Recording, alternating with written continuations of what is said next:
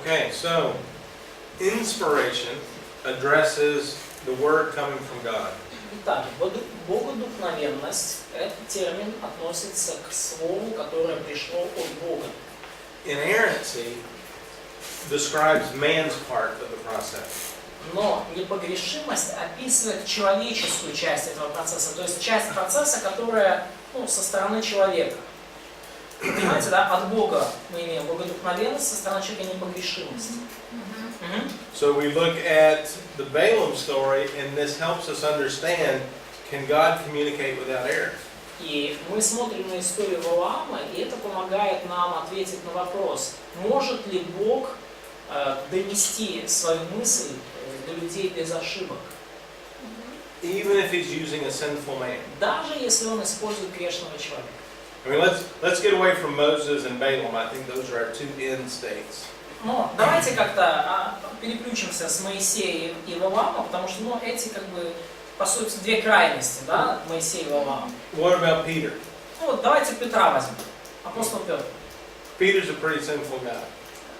Петр человек, как мы знаем, не самый святой, да? But he's recorded scripture. А? But Peter's recorded scripture. Но Петр участвовал в написании Писания. So the Balaam story tells us God can use sinful men. То есть говорит ли нам история Валаама о том, что говорит ли нам история Валаама о том, что Бог может использовать греховного человека? And there are no errors in that which they recorded from God. Да, но тем не менее никаких ошибок нету в том, что было записано с Божьих слов. So, God exists. Итак, Бог существует. God spoke His word to us. И Бог сказал, произнес свое слово для нас. It was recorded by man. И это слово было записано человеком. So now how do we proceed? И что же нам теперь с этим делать? Как нам All right. поступать? So let's look at the concepts of induction and deduction. Итак, давайте с вами разберемся с концепцией и индукции и дедукции. Now we're going to work from the standpoint of induction. И мы с вами будем трудиться и вообще смотреть на вещи с точки зрения индукции.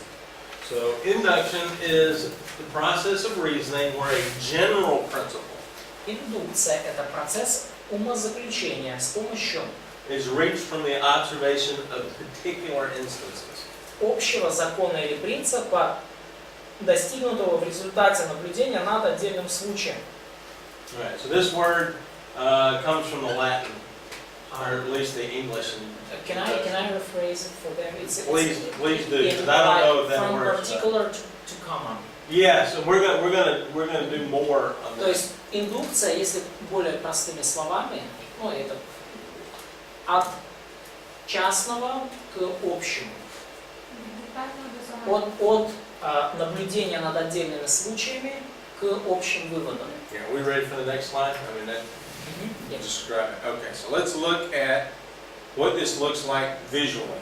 И давайте посмотрим, как это визуально выглядит.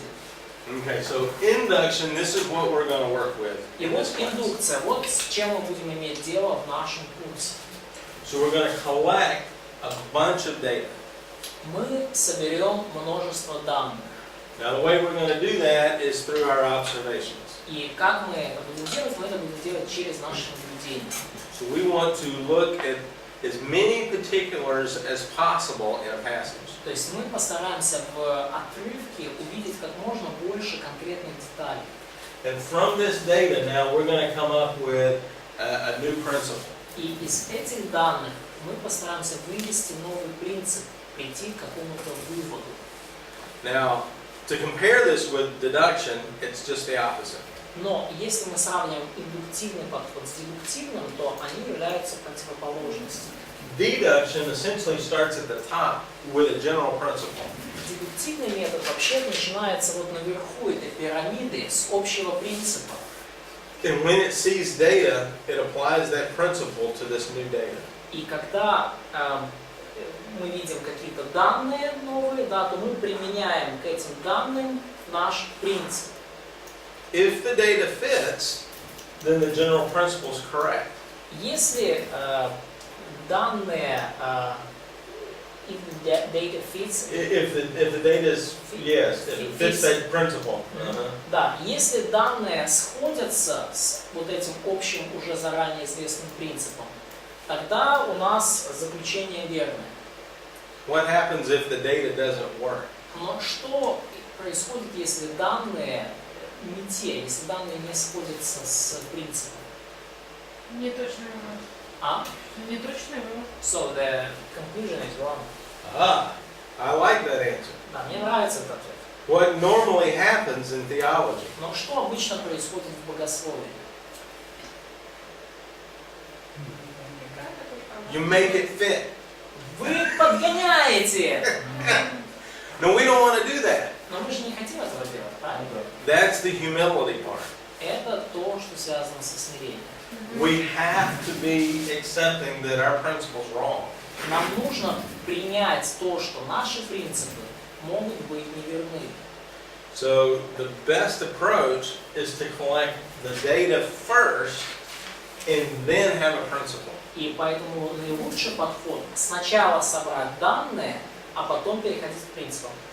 Народ, еще раз. Всем понятно, да, разница? Индукция. От частного, от деталей к общему принципу. Дедукция, наоборот, да, от общего, от принципа мы переходим к деталям, мы рассматриваем детали в свете принципа. Шерлок Холмс. Дедуктивный. На самом деле не такой уж дедуктивный. But a lot of people they think about deduction as, you know, Conan Doyle, here the Sherlock, and but in fact he was very serious about details. It's not deductive method. А That's вы right. можете привести на каком-нибудь стихе пример? Да. Сейчас я отвечу. На самом деле тот метод, который использовал Шерлок Холмс, наблюдая множество деталей, он не дедуктивный. Он очень-очень индуктивный. Но он называет это... Он размышления дедуктивный. Но это, по сути, это переход от деталей к умозаключению. Это индуктивный подход. То, что у Конан Дойля названо дедуктивным, это просто ошибка. Да. Теперь вопрос, can you... What's ошибка? А? Ошибка. It's mistake. Это ошибка. I'm just kind of a little bit messing the word, so they would remember it better. Oh, gotcha. Yeah. Да, может, он поможет со стихом. So, can you give us maybe short example, some short verse? We're going to work with this for the next 2 weeks. Мы 2 недели следующие будем с этим работать, поэтому не переживайте. That's called a spring butt in the military. Я это называю, ну, как что в одном месте, да, в армии это называют, когда слишком быстро перескакиваешь, да, то есть задаешь вопрос, о котором преподаватель вот хотел сказать. А можно вернуть? Can you make it back? Okay. Да. Actually, I like the spring butt because it means you're following me. Ну, и вообще мне нравится, когда вы вот так вот просто как, ну, с языка снимаете, да, как мы говорим. Is you're ready for the next slide? Потому что это значит, что вы следуете за моей мыслью и готовы к следующему слайду. We ready? Готовы? Okay. So these work together. И вот это все, оно работает вместе, да? Индукция, индукция. To be honest, it's impossible not to have a general principle in your mind. На самом деле невозможно, если так уж по-честному, не иметь в голове при изучении Библии какого-то общего принципа. However, in Bible study, we have to remain humble. Но при этом, при изучении Библии нашей, нам нужно оставаться смиренными. Remember, the meaning is in God's mind. Помните, значение, оно в уме Божьем. God's mind is infinite. И ум Божий, он безграничен. And yet God's mind is it's consistent. И при этом ум Божий последователен. Он, ну, не противоречит сам себе, не противоречив. So when we understand a part, we may feel good about the part. И когда мы поняли часть этого, мы можем себя уже так комфортно чувствовать, что мы поняли часть. But if we have new data that doesn't fit, we need to change. Но если, поняв, как нам кажется, часть, откровения мы получаем новые данные, которые не сходятся, тогда нам нужно вносить изменения. Понятно? Мгм. То есть если мы сделали выводы и получаем потом у нас новые данные, нам нужно менять выводы. So deduction isn't bad. И поэтому дедукция сама по себе неплоха. Ну, то есть как таковой метод неплохой. But if you use it prematurely, it is bad.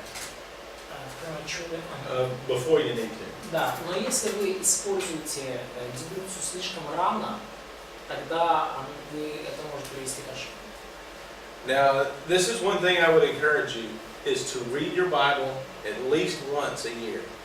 И вот почему я ободряю вас. Читайте свою Библию целиком хотя бы раз в год. And here's the reason why. И вот почему я вас к этому ободряю. Because at a particular moment, in a particular week, whatever, you're concentrating on a subject. Потому что в определенный момент, в какой-то определенной неделе вы сфокусированы на какой-то одной теме или книге. You may be teaching a passage in Matthew on Sunday. И вы, может быть, в воскресенье проповедуете по Евангелию от Матфея. But if you're reading the Bible all the way through as you're teaching Matthew, Но then you'll notice connections. если вы параллельно с тем, что вы там проповедуете по Матфею, еще и читаете Библию раз в год целиком, то вы заметите определенные взаимосвязи. For example, if you're teaching Proverbs and you have Proverbs 1:7, Например, если вы преподаете, учите по книге притчи, вы натыкаетесь вот стих притчи 1:7, да, Старое and you're reading through the Bible and you hit Exodus 20, you make a connection. И вы читаете при этом еще всю Библию и параллельно натыкаетесь на исход 20 главу, то вы можете провести параллели о страхе Господне. So it's very good to continue to read your Bible every year. И поэтому это очень-очень здорово продолжать перечитывать свою Библию каждый год. Deductive conclusions are certain, but they require correct data. Еще один момент, да, выводы дедукции, правильно. Выводы дедукции точны, но они требуют правильных данных. However, if the data is wrong or bad, your conclusion's wrong. Но если выводы дедукции будут неверными, so conclusion would be wrong. Yeah, your conclusion will be wrong. Да, то есть если if data are wrong, let me check. If data are wrong, deductive. The conclusion's wrong. Yeah. Да. То есть если дедуктивные выводы строятся на неверных данных, они будут неверными. То есть если свои принципы, да, вы взяли из неверных данных, Акива промахнулся. And that's why the data is very important. И вот почему данные изначально очень важны. And like I say, we're gonna work with this, and we'll look at several examples. И как я уже вам говорил, мы будем работать дальше, мы увидим несколько примеров. Now, what's the problem with induction then? Но вот в чем же проблема с индукцией?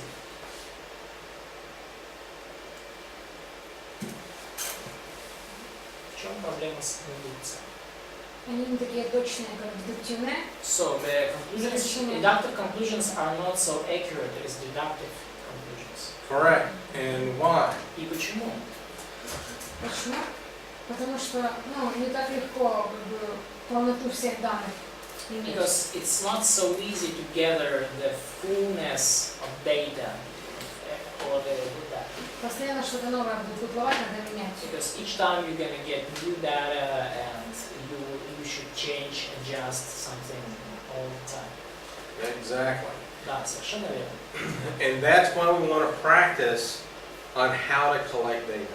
И вот почему мы будем упражняться в том, как собирать данные. If we go through a procedure in collecting data, Если мы пройдем через определенную процедуру сбора данных, our conclusions will be more accurate and they'll be quicker.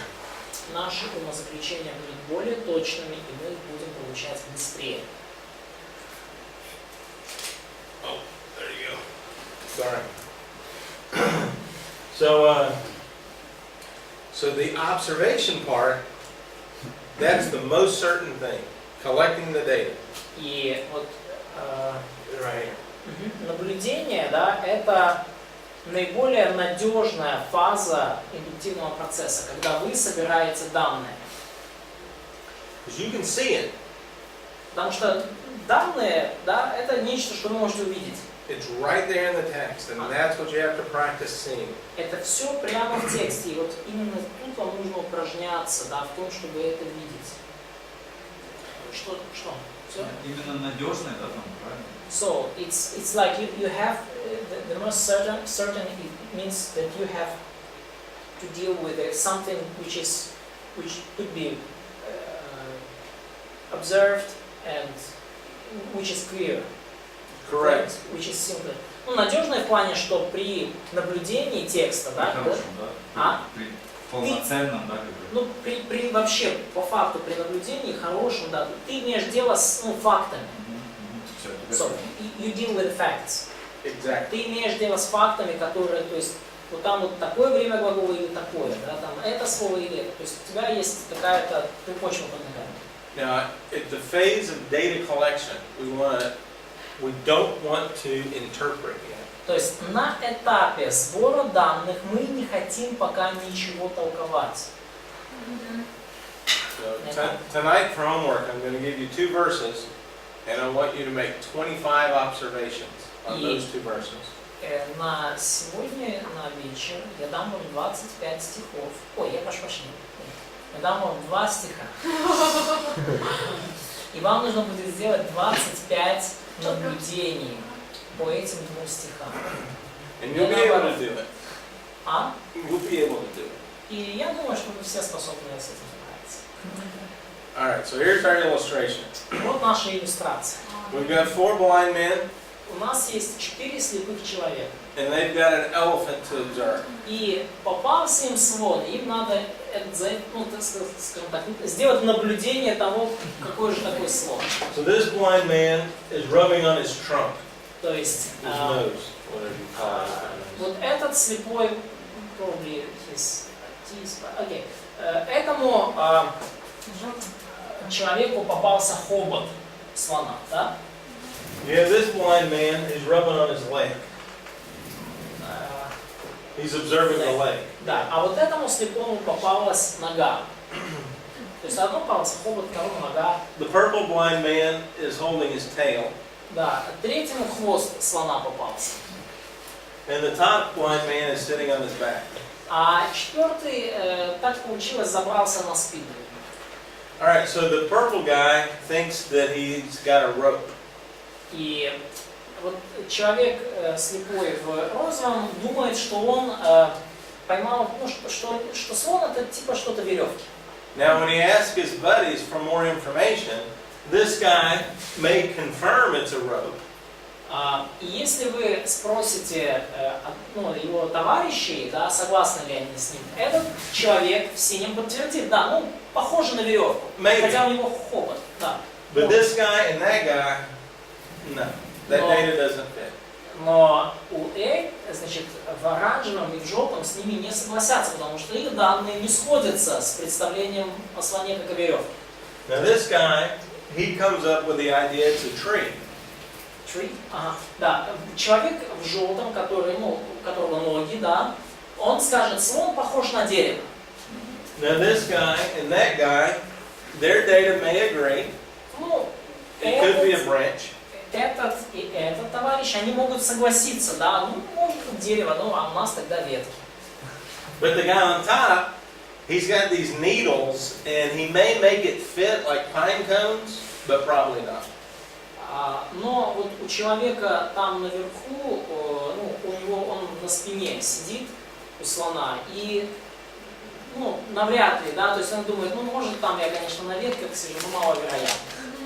Now, since we can see it's an elephant, we know they're all wrong. Ну и поскольку мы видим-то снаружи, что это слон целиком, мы понимаем, что все они по отдельности не правы. There's only one truth. И истина лишь одна. And that's what the data needs to point to. И это истина, к которой должны нас привести все данные вместе. Now, I might add, it doesn't smell like a tree. Ну, я бы мог добавить, да, что, наверное, слон все-таки не пахнет так, как дерево пахнет. It smells like an elephant. Слон, скорее всего, пахнет как слон. Особенно последнему парню не повезло. So, this guy is not Well, yeah. happy, he's not fortunate. Yeah, hopefully he doesn't get more data as he stands there. Надеемся, что он не получит больше данных по мере своего исследования. So, the point is, we want to be very careful with our general principles. И какую я мысль хочу до вас донести? Очень внимательными нам нужно быть с нашими, ну, такими общими принципами умозаключения. All of the data has to agree. Все данные должны с этим сходиться. Now remember what we're doing. We're seeking the meaning God put in the text. И помните, чем мы занимаемся? Мы ищем значение, которое Бог вложил в текст. We don't want to defend the meaning we put in the text. И мы не хотим защищать какое-то значение, которое мы сами в текст вложили. Now, if you have an advanced hermeneutics class, you'll get into validation. И если вы пройдете через продвинутый курс герменевтики, So там вы узнаете, как оценивать ваши выводы. we're not going to deal a whole lot with validation. Поэтому мы не будем глубоко затрагивать вопрос оценки ваших выводов. The point of that И, is if you're so focused on what you want to see, и идея в чем? Если вы настолько сфокусированы на том, что вы хотите увидеть, you won't see the girl in the room. вы не увидите в комнате гориллу. And that happens a lot with Bible study. И очень часто подобное случается при изучении Библии. And that's what we want to prevent from happening in our hermeneutics. И вот именно это мы хотим, предотвратить во время наших исследований, во время нашего толкования Библии. So in this course, we're going to go through 4 steps. И в нашем курсе мы пройдем через 4 шага. We're going to begin with observation. Мы начнем с наблюдения, We want to spend most of our time in observation. и больше всего времени мы потратим, учась тому, как наблюдать текст. The second step is interpretation. Второй шаг – это толкование. Let me back up one. Observation is, what does it say? И что такое наблюдение? Я вернулся пока к наблюдению. Что говорит наблюдение? You just want to observe what does the text say. Вы просто наблюдаете, что говорит текст. То The есть second step второй шаг is interpretation. – это толкование. That is, what does it mean? Второй шаг отвечает на вопрос, что это значит. Наблюдение говорит, что текст говорит. Толкование, что это значит. Now the third step is, how does it fit? Третий шаг – это соотношение. И вопрос, который звучит там, как оно согласуется. Correlation takes, for example, the Lord Jesus Christ in the Gospels. How does that fit with the Mosaic Law? Соотношение, например, может, например, мы говорим, Господь Иисус Христос в Евангелиях, как это соотносится с законом Моисея. And so that's a little bit more of a big picture. So Jesus Christ, his image in Gospels, or Is he under the law? Is he да. quit the law? То есть, например, мы пытаемся понять, Иисус Христос, он под законом, он упразднил закон, какие взаимоотношения Христа и закона Моисея, да? То есть мы соотносим, да, наши выводы и толкования с другими. And then application И четвертое – это применение. is, how does it work? Как это вообще работает в жизни? In other words, what do you do in your life?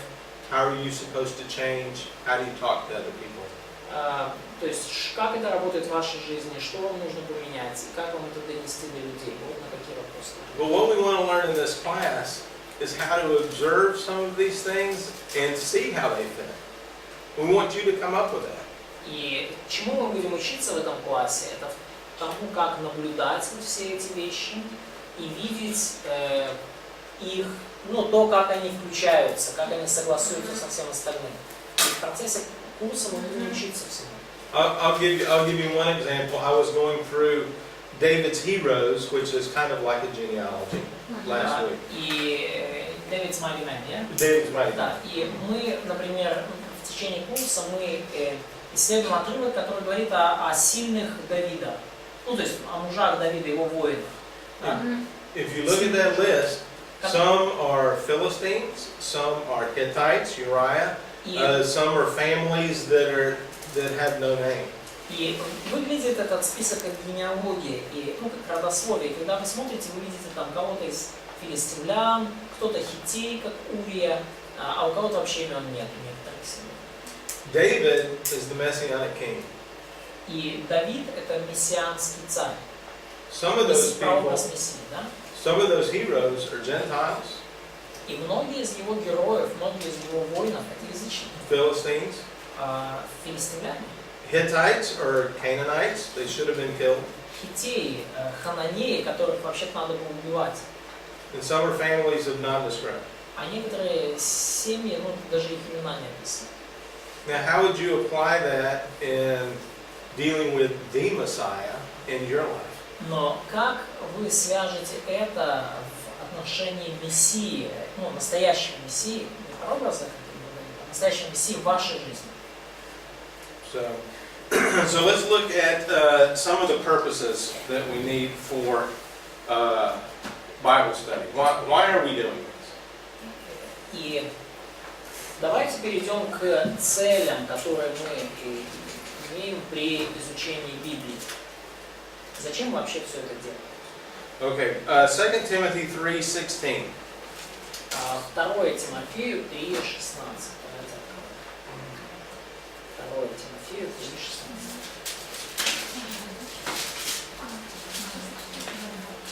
Now this is a passage we've already looked at. Это отрывок, на который мы уже взглянули.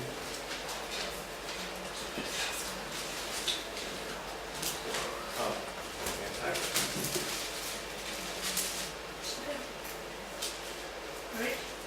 3:16. All right. So all Scripture is inspired by God. И сказано, что все Писание богодухновенно. Now, what's the purpose in verse 17? Но какова цель, описанная в 17 стихе? Совершенство. А? Ну, готовность к служению совершенства. His perfection, his preparation for good works. Correct. Всяком, то самое важное, всякое доброе дело. And it's interesting that it's every good work. That's right. Exactly. So God's Word will apply to every situation in your life. И Божье Слово применимо к любой ситуации в вашей жизни. And as you gain it, you'll start to learn to be prepared. И когда вы получаете, принимаете Божье Слово, то вы начинаете свою подготовку. С этого начинается ваша подготовка. Now, one of the little scenarios that Howard Hendricks brings up И один из таких возможных сценариев, которые господин Хендрикс приводит в качестве примера, he asked a group of businessmen, if you didn't know any more about your business than you know about Christianity with the same number of years of exposure, what would happen? спроси, да, если ты о своем бизнесе знал столько, сколько ты знаешь о христианстве, при том, что ты в одинаковое количество времени, ну, изучаешь, исследуешь и то и другое, да, и большинство бизнесменов на этот вопрос ответят: меня бы уволили, или, ну, то есть я бы разорился. Now God is preparing you, Но Бог готовит вас, and He's preparing you for work. и Он готовит вас к труду, к добрым делам. And therefore you have a requirement to get educated. И потому есть требования для вас, чтобы вы получали вот это образование, чтобы вы получали эти знания. Now let's look at 1 Peter 2:2. И я хотел бы, чтобы мы посмотрели на 2 Петра 2:2. 1 Петра 2:2. 1 Петра 2:2. І немовно народжені немовлята жадайте щирого духовного молока, щоб ним вирости вам на спасіння. Now tell me about this image of a baby. Has anybody seen a baby hungry for milk? Ну, давайте поговорим немножко про этот образ младенца. Кто-нибудь видел младенца, который жаждет молока? Я вчера видела. I saw one У yesterday. меня ребенок трусится. He's trembling. He has to have it. He just has to have it. Оно ему нужно, просто That's нужно. right. They start vibrating. Он аж трястись начинает, да? Well, what's Peter's telling us? Ну что Петр говорит нам? This is our food. Это наша еда. And then what's the purpose? The so that of verse 2. Цели вот этого всего, согласно стиху 2. Возрасти. So in order for you to grow up, That's right. You want to grow up in grow. your salvation. Now one thing we want to pay attention to as we go through theologically all of the Bible И одна вещь, на которую нам нужно обратить внимание, когда мы вот уже так богословски через всю Библию исследуем, is the concept of growing. это концепция роста. Now a lot of people will make your entire life about getting saved. Некоторые люди тратят всю свою жизнь на то, чтобы как-то спастись. But tell me about a human being. When is a human being alive? Но скажите, вот, по поводу людей даже, да, то есть в какой момент человек, человеческое существо считается живым? При зачатии. After conception. There you go. A baby is alive. То есть уже ребенок, да, даже новорожденный, живой. Can a baby work? Может ли ребенок труд какой-то совершать? No. Does anybody pay babies $5 an hour? Кто-то платит детям $5 в час? No. Нет. No. Замолчание. It can't work. If they quiet. Well, you may pay them to be quiet. Yes. Але вони все одно люблять мовчати. А? Вони все одно люблять But мовчати. they still want to be quiet. Very good. So, but you want your baby to grow. Но вы хотите, тем не менее, да, чтобы даже несмотря... То есть вы хотите, чтобы ваши дети выросли. And so therefore, the concept is not getting born again or whatever, becoming a baby. То есть идея не в том, чтобы заново родиться, снова стать ребенком. The key issue in life is growing. Проблема в жизни основная – это вырасти. You are a Christian now. Вы уже христианин. The question is, what happens? Вопрос в том, что происходит. Let's look at Hebrews 5:11. И мы посмотрим на Евреям 5:11. Now, in this passage, the author of Hebrews is trying to teach an advanced concept about priesthood. И в этом отрывке автор послания к евреям пытается учить своих читателей очень такой сложной, продвинутой доктрине о священстве. He tells the audience Jesus is a high priest in the order of Melchizedek. И он говорит своим читателям, что Иисус был наречен от Бога первосвященником по чину Мелхиседека. And this is in contrast to the high priest of Aaron. И это вот его первосвященство по чину Мелхиседека, это оно идет в контрасте со священством Аарона. Now, that's advanced. Но это продвинутый уровень, однако. Да? То есть, серьезная доктрина. So read what he says about the audience in verse 11 through 14. Но прочитайте в стихах с 11 по 14, что он говорит о своих читателях, о своей аудитории. О всем надлежало бы нам говорить много, но трудно и сладковато, потому что вы сделались неспособны слушать, ибо, судя по времени, вам надлежало быть учителями, но вас снова нужно учить первым началом Слова Божьего, и для вас нужно молоко, не твердая пища. Всякий, питаемый молоком, не следует в слове правды, потому что он младенец. Твердая же пища свойственна совершенным, у которых чувства навыком приучены к развлечению добра и зла. So the baby is associated with milk. То есть ребенок в нашем, ребенок здесь связывается, да, с молоком, младенец, да, The младенец. mature is associated with meat. А зрелый человек здесь, ассоциируется, да, с мясом. Now from verse 14, can babies discern good and evil? И из стиха 14, что мы скажем? Могут ли младенцы различать добро и зло? Да. How do you discern good and evil? Как вы будете различать добро и зло? Как вы учитесь различать добро и зло? Практика. Чувство навыком. By practice. By practice. Training and practice. То есть обучение, образование и применение, практика. Those are the two key words of verse 14. Вот это два ключевых слова в стихе 14. So this is what we want to do in this class. И вот это то, чем мы хотим заниматься в этом классе. We want to train and we want to then practice over and over and over. Мы хотим быть научены, а потом мы хотим наши навыки все больше и больше укреплять.